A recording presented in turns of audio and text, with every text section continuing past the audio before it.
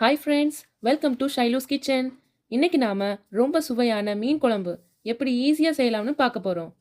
நீங்கள் எந்த மீனில் வேணாலும் இதே மெத்தடில் குழம்பு பண்ணிக்கலாம். இதை செய்கிறதுக்கு 10 சின்ன வெங்காயம், 3 பல் பூண்டு, 1 டீஸ்பூன் சீரகம், 1 கப் துருவின தேங்காய், 1 கொத்து கருவேப்பிலை, 1 டீஸ்பூன் மிளகாய்த்தூள், 1 டீஸ்பூன் மல்லித்தூள், 1/4 டீஸ்பூன் அளவு மஞ்சள் தூள், இதெல்லாம் எடுத்து ஒரு மிக்சியில் போட்டு ஸ்மூத்தாக அரைச்சி வச்சுக்கோங்க. நான் 10 ஃப்ரெஷ்ஷான மீன்களை கழுவி எடுத்து வச்சிருக்கேன். கூடவே ஒரு முருங்கைக்காயை ஸ்மால் பீசஸாக கட் பண்ணி வச்சிருக்கேன்.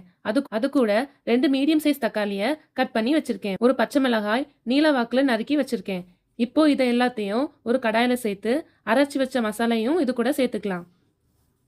கூடவே கொஞ்சமாக புளி கரைசல் சேர்த்துக்கலாம்.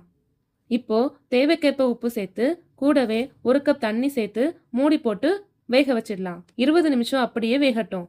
இப்போ பாருங்க, தண்ணியெல்லாம் வத்தி மசாலாவோட பச்சை வாசனை போய் மீன் உடையாம அழகா வெந்து வந்திருக்கு. வீடே இப்போ நல்லா மீன் குழம்பு வாசனையா இருக்கு. அவ்வளோதாங்க, நம்மளோட சுவையான மீன் குழம்பு ரொம்ப ஈஸியா பண்ணியாச்சு.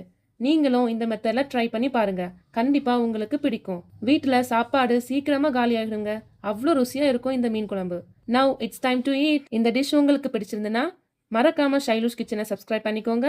கூடவே இருக்கிற பெல் ஐக்கானை கிளிக் பண்ணிக்கோங்க. தேங்க்யூ.